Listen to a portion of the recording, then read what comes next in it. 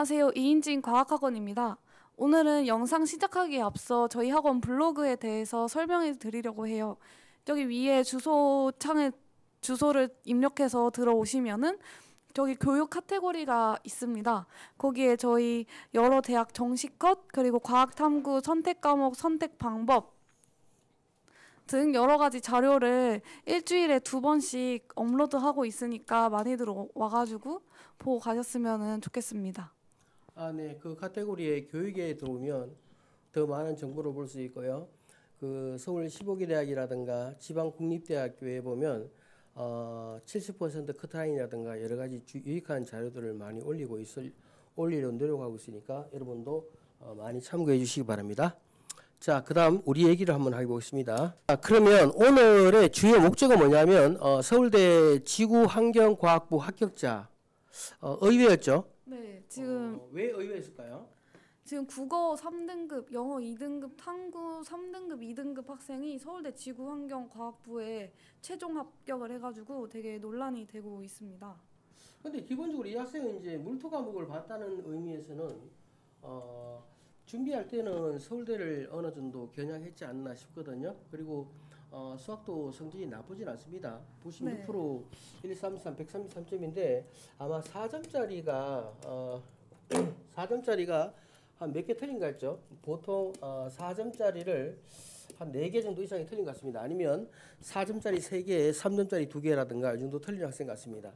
근데 예전에 같은 경우 이과, 순수한 이과로 봤을 때는 1등급이 나오지 않지만 요즘은 알다시피 이제 융합 전형을 해가지고 문과이과 공통 수투를 공통으로 깔고 미적분하기 때문에 한 3개에서 4개 틀려도 1등급이 나오고 있습니다. 그 외에 뭐 설명할 게 더 있나요? 서울대 같은 경우는 영어가 지금 감산을 하기 때문에 2등급이라도 큰 문제가 안 되죠. 0.5점, 1점 빠지기 때문에 중요한 점수는 아닙니다만 그래도 서울대 같은 데는 굉장히 우수한 아이들 1, 2점 차이로 합불이 결정되기 때문에 아주 중요한 거고요. 우리가 분석한 자료에 의하면 작년도 이 지구환경과학부에서는 경쟁률이 좀 높았죠. 네, 한 3점대 정도. 그렇죠. 근데 올해는 다행히 뭐 1.7대 1이었고 작년도는 5명 모집하는데 올해는 12명 모집했나요? 그래서 인원수도 2배 이상 늘었고 여러 가지 요인에 의해서 좋은 환경을 이용해서 학생이 합격한 것 같습니다. 일단 축하드려야 되고, 근데 준비는 많이 한 것 같습니다. 봤을 때는 뭐 국어 같은 경우도 실제로 뭐 3등급이지만 2등급에 가까운 3등급이고요. 그다음에 그 뭐 물리라든가 이런 것도 거의 1등급에 가까운 거잖아요. 그다음에 지구학도 보면 뭐 이게 뭐 크게 한 문제 차이로 2등급에 이제 3등급 내려왔기 때문에 평균적으로서는 뭐 1점대 중후반 정도 중반은 그렇고 한 2점대 초는 충분히 될 것 같습니다. 그죠? 특히 크게 나쁘진 않은데 우리 학원에서 분석한 100분이라든가 또는 100분위를 한번 조사해봤죠. 얼마 나왔죠? 6% 정도 나왔어요. 6% 정도 나왔고요. 그다음 표준 점수는 얼마 정도 나왔을까요? 표점도 비슷하게 아마 6%. 6, 7% 나왔나요? 뭐 이 정도 나왔다고 합니다. 그래서 원래 이제 몇 명 왔죠? 한 6만 명 맞나요? 그 이론에서 한 6%니까 서울대 갈 100분이라든가 표점은 나오지 않았지만 충분히 가능하다고 봅니다. 왜냐하면 일단 물투라든가 화투라든가 이 투 과목을 응시하지 않으면 서울대를 칠 자격이 없잖아요. 그죠? 그래서 이 부분에서는 뭐 6%지만 사실은 실제로 응시할 수 있는 아이들이 많지 않았기 때문에 그나마 좋은 결과를 냈다 이렇게 봅니다. 네, 아까 얘기했던 그 학생이 응시한 지구과학부인가 환경과학부인가요? 보면 이제 잘 보이나요? 잘 보이나요? 잘 보이죠? 여기 보면 작년도가 22학년도에는 5명 모집했는데 작년도는 12명을 모집했습니다. 그래서 경쟁률이 3대 1에서 1.75대 1로 굉장히 많이 감소했죠. 여기다 또 감소한 게 뭐 있습니까? 전체 인원수가 또 투 과목을 응시하는 인원수가 또 감소했고요. 여러 가지 면에서 경쟁률이 1.7대 1이면 합격 확률이 굉장히 높죠. 그래서 아마 합격한 것 같습니다. 이와 같이 그 투 과목을 응시한 학생 수를 따로 한번 뽑아봤는데 23년도하고 22년도 보면 22년도에 16,000명에서 13,000명으로 줄어드는 데다가 투 과목을 또 물리의 뭐 인원수가 거의 뭐 3,000명에서 뭐 2,600명 정도밖에 응시하지 않습니다. 그죠? 뭐 화투나 생투 같은 경우는 의과대학 갈 아이들이 많이 선택하지만 물투 같은 경우는 뭐 물리학과라든가 기상학과라든가 뭐 천문학과라든가 이런 쪽에 많이 선택하거든요. 그래 봤을 때는 이 학생이 준비가 어느 정도 됐다고 저는 보고 있습니다. 이 자료는 서울대 일반 전형 평가 방법에 대한 내용입니다. 서울대는 1단계는 수능 100%로 2배수로 선발을 하고요. 2단계가 돼서 1단계 성적 80%, 교과 평가 20% 반영을 하게 됩니다. 이게 1단계 성적 80%, 2단계 20% 이렇게 되는 건가요? 네, 맞습니다. 네, 그래서 반영이 어떻게 되나요? 그래서 1단계에서는 수능을 국어 100, 수학 120, 과탐 80으로 산산을 해서 정리를 하고 있고요. 그다음에 밑에 보시면은 영어는 1등급은 1등급이 0.5점 감점이죠. 네, 2등급이 0.5점. 그래서 3등급에서부터는 크게 감점되기 때문에 3등급은 절대 맞으시면 안 되고요. 네, 그렇습니다. 그래서 아까 말씀드린 방법으로 1단계 성적을 환산한 다음에 2단계에는 1단계 성적을 80점 만점으로 바꿔가지고 80% 반영을 하게 되고 그 다음에 교과평가는 20% 반영을 하게 되는데요. 여기 1, 2, 3번에 나와 있는 평가 항목을 정성평가에서 평가를 하게 됩니다. 이렇게 이제 20%를 반영한다는 거죠. 네, 그래서 여기 항목에서 알 수 있듯이 2명의 평가자가 평가를 하여서 4항목에서 따라서 5, 4, 3, 2, 1점을 매기고 그 다음에 기본 점수 15점이 들어가서 그래서 만점자와 최저점자가 5점 차이가 나게 되는 거예요. 5점 나는군요. 그러면 AA를 두 사람이 줬으면 5점이고 AB를 주면 4점이라는 말이죠. 네, 맞습니다. 실제로 이제 15점을 주게 되니까 AB를 맞아도 1점밖에 차이 안 나네요. 네, 맞습니다. 2단계에서 그렇네요. 근데 서울대정도 2단계 2배 정도 들어오면 대부분 학생이 평가가 이 정도는 AA 나오겠죠. 그래서 그 전문가들의 말에 의하면은 여기서는 그렇게 4점, 3점 이 정도, 5점 이 정도만 받아서 그렇게 큰 차이는 없다고들 합니다. 그래요? 큰 차이 왜 없지? 그 1단계에서 2배수 들어왔잖아. 그지? 2배수 들어왔으면 거기서부터는 1점 차이가 엄청 크지 않나? 근데 내 생각 좀 다른 게 이제 서울대 이 1단계를 통과할 정도 학생이면 AA를 맞지 않을까? 대부분 학생이 AB를 거의 맞지 않을까? 그쵸. 근데 정시에만 치중한 사람이라면은 그럴 수 있다. 네, 네, 그럴 알겠습니다. 수도 있지 않을까요? 그리고 그 다음에 여기서 알아두셔야 할 게 그 1단계 성적을 80% 반영한다고 했는데 그것도 환산을 해서 반영을 하기 때문에 그 수능 최고점자랑 수능 그 학과에 지원한 최저점자랑 점수가 20점밖에 차이가 안 나게 그렇게 환산을 해가지고 반영을 하게 돼서 수능에서는 20점 차이로 성적이 갈리고 그 다음에 교과평가에서는 5점 차이로 성적이 갈린다고 알아두시면 됩니다. 20점이다. 근데 20점인데 뭐 한 2배수 안에 들어가면 그 20점을 완전히 벌리지는 않겠죠, 그죠? 네. 알겠습니다. 그 이제 과탐 아까 학생을 중심으로 말하다면 이제 과탐 투 과목을 가산점을 주는 대학들이 있고 원 과목을 이제 반영비를 이제 이게 가중치인가요? 15%, 10%라는 게 네. 가중치죠. 가중치 중에서 이제 투 과목을 가중치 주는 대학은 이렇게 메모리 사이펜으로 그려놨습니다. 이렇게 투 과목을 보는 대학이 뭐 카이스트라든가 카이스트가 아닌 유니스트라든가 치스트라든가 그다음에 가톨릭 관동대 이런 쪽에는 화투와 생투에 7% 가중치를 주고 있고요. 일부 서울에 있는 뭐 간호학과라든가 얼지대 의대겠죠. 이런 데 일부 학과라든가 숙대 물리학과 이런 쪽에 이제 과탐 투의 가중치를 주게 됩니다. 그렇죠. 근데 투 과목은 사실은 해보면 알지만 투 과목은 원 과목보다 할 내용도 많기 때문에 이게 만만치 않죠. 그 물투는 제 전공이라서 모르겠는데 물투도 조금 전에 얘기했듯이 아마 평면상의 풀이를 좀 공간성으로 넓히다 보니까 조금 수학적인 재능이 있어야 되지 않을까 싶고요. 화투는 오히려 화원보다는 스킬이 많이 들어가지 않기 때문에 유리하기는 유리한데 내용 자체가 되게 많습니다. 할 내용들이. 그다음에 생투 같은 경우도 마찬가지로 생투는 이제 우리 교과과정상 고3 올라와서 생투를 하기 때문에 학생들이 많은 부담을 가지고 있습니다.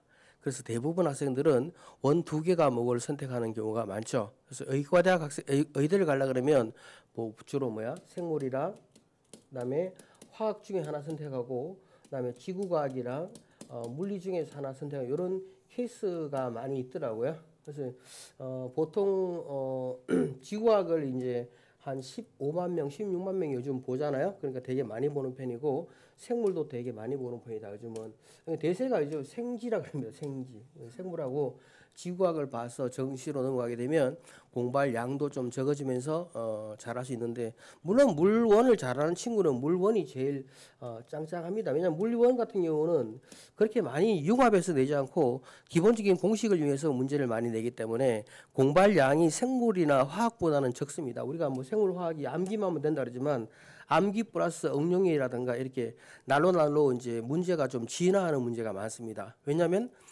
왜 그럴까요? 생물하고 화학이 점점 문제가 어려워져요. 왜 그럴까요?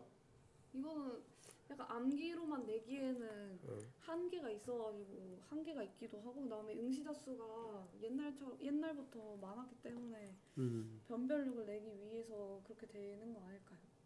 그것도 그렇고 이제 워낙 문제를 많이 내다 보니까 이제 기본적인 문제는 다 아이들이 섭렵하고 있다 보니까 내면 변별력이 없어지겠죠. 그래서 약간 이제 융합을 하다 보니까 약간 스킬이 필요한 이런 문제를 많이 내는 것 같아요.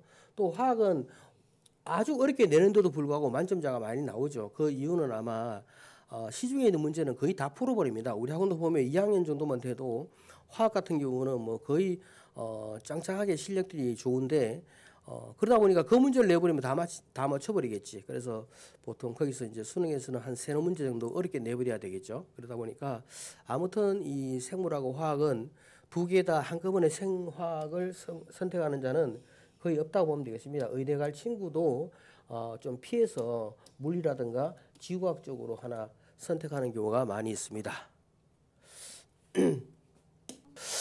마지막으로 이제 이 부분을 이제 한번 설명을 잠깐 해줄 텐데, 뭐 미세하게 몇 프로 이거를 설명하지 않고요. 21학년도와 그다음에 22학년도하고 23학년도 상위 누적 100분위를 나타낸 건데, 뭐 각 학교별로 100분위가 몇 % 안에 들어가면 이거는 이제 표점 점수와 관계없이 100분위로 계산을 해봤습니다. 물론 표점 점수도 계산해 봐야 되지만 100분위를 가지고 다시 어차피 표준 점수 나오기 때문에 100분위가 예를 들어 연세대 같은 컴퓨터 같은 경우는 한 2% 100분위다. 다시 말하면 전과복 98% 되겠죠. 물론 이제 뭐 국어라든가 영어 반영비에 따라 좀 다르겠지만 유본리 사항이 생기겠지만 2%다. 그다음에 2022학년도는 한 1.67%고 2023년도에는 1.46%다. 뭐 이렇게 23년도 상위 누적은 예측을 한 거고요. 21과 22는 학교별로 발표된 내용이죠. 그렇게 정리를 해봤습니다. 그다음에 여기 쭉 나와 있는 내용은 보면 됩니다. 서강대 같은 경우도 컴퓨터는 3.1, 3.5 이렇게 나누었고요.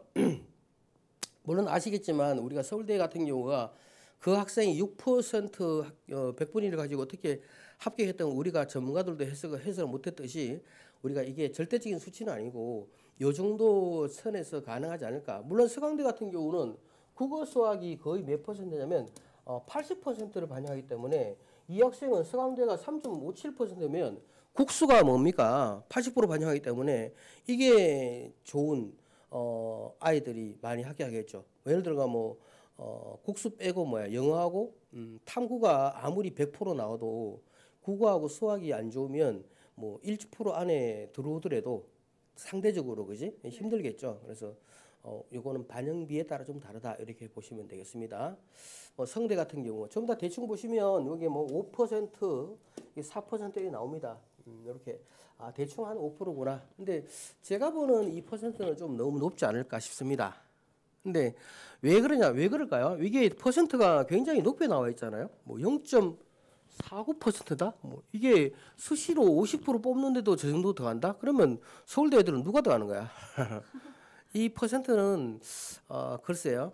그래서 저는 좀 퍼센트를 좀 믿지는 않는 편인데 가끔 뭐 어떤 기관사에서 나오는 점수는 제 나름대로 다시 해석은 하긴 합니다만 점수가 전체적으로 퍼센트가 너무 높지 않는가? 원래 그렇죠. 마지 그 끄트머리 컷이 아니라 70% 컷이어서 이렇게 나오는 거 아닐까요? 그럴 수 있겠습니다. 그죠? 그래서 우리가 끝탈이 뭐 보통 표현하면 아이들은 막 쭉 짜가지고 완전히 물이 하나도 안 나오지 않을 때까지 가려고 하다 보니까 조금 전부 다 이 기관사에서 발표하는 점수가 거의 비슷하거든요. 그러다 보면 전부 다 막 그 점수를 보고 내다 보니까 세 군데 다 떨어질 수가 있고 뭐 어떤 학생은 세 군데 다 되면 또 불행하죠, 그죠? 그래서 가장 가고 싶은데 못 내는 경우가 있는데 좀 이거는 많은 생각을 해봐야 될 것 같습니다. 계속해서 여기에 중앙대라든가 경희대라든가 한국외대, 시립대 이런 쪽에 100분위 상위 누적이 다 나와 있습니다. 요거는 우리 학원 아까 블로그 홈페이지에 다 들어와 있기 때문에 여러분들이 필요한 사람이 있으면 참고하시면 되겠습니다. 특히 여기 보면 이렇게 중앙대 같은 경우는 탐구 같은 경우가 35% 반영하죠. 이런 게 35% 반영하는 대학이 서울시립대라든가 또는 뭐 학교들이 30% 이상 반영하는 대학은 과학을 반영을 많이 하기 때문에 여러분들이 좀 조심해서 이 연대 같은 경우도 33% 반영하죠. 그다음에 고대도 반영이 높죠. 그다음 서울대가 얼마인가요? 서울대가 그나마 좀 낮은 편이죠. 좀 낮은 편이고 연고대가 30% 넘기 때문에 수학과 거의 뭐 비등비등하다 이렇게 보시면 됩니다. 서울과 여기 비등비등하죠. 연대 같은 경우는 수학과 과학이 반영비가 똑같습니다. 그죠? 이렇게 생각하시면 되겠습니다. 그래서 자기가 관련 학과들의 그 반영비가 어떻게 되느냐. 결론적으로 말하면 이과 학생들은 수학과 탐구 반영이 높고 그다음에 문과 학생들은 국어 반영이 좀 높다 이렇게 보시면 되겠습니다. 자, 나머지 학교들도 쭉 살펴보시면 되고요. 건대 같은 경우도 마찬가지입니다. 건대 같은 경우도 지금 요즘 반영 되게 100분위가 높네요. 4%까지 들어가죠. 글쎄 응용통계, 응통 같은 경우는 높다 치더라도 컴퓨터학과가 의외로 좀 8%로 떨어지고 있네요. 그죠? 이렇게 건축학부, 동물자원학부 이렇게 한 10% 왔다 갔다 하고 있습니다. 예전에보다는 전체적으로 100분위가 조금씩 떨어지고 있습니다. 왜냐하면 아마 수시에서 정시로 넘어가는 인원수가 좀 더 많이 늘어나고 있기 때문이 아닐까 싶습니다. 동대 AI 소프트웨어학과는 작년도 이제 신설됐는데 올해가 한 6.1%로 봤는데 원래 그 커트라인이 어떻게 될지 한번 주시를 해봐야 될 것 같습니다. 숙대, 여대 같은 경우는 전체적으로 다른 데보다는 조금씩 퍼센트가 확 떨어지고 있습니다. 그죠? 이렇게 여대 같은 경우는 요즘 선호도가 숙대 같은 경우는 이대 다음으로 숙대라고 쳐주고 있는데도 불구하고 전체적으로 점수가 떨어지고 있는데 아마 숙대 같은 경우 원래 2023년도 상위 누적에서 예상치는 이렇게 하고 있지만 실제로 이렇게 될지는 우리가 좀 더 살펴봐야 될 것 같습니다. 아직 결과가 나오지 않았기 때문에요. 그래서 아마 여대가 만만하다 그래서 점수가 어중간한 학생들은 여학생들은 숙대 뭐 이대보다 숙대 밑에 보면 여대가 많잖아요. 그런데 원래 되게 많이 몰렸다는 걸로 보입니다. 자, 이렇게 해서 우리 오늘 서울대 합격자 의외 합격자가 나왔는데 그 합격자를 분석하다가 몇몇 학교를 더 분석해 봤습니다. 수고했습니다.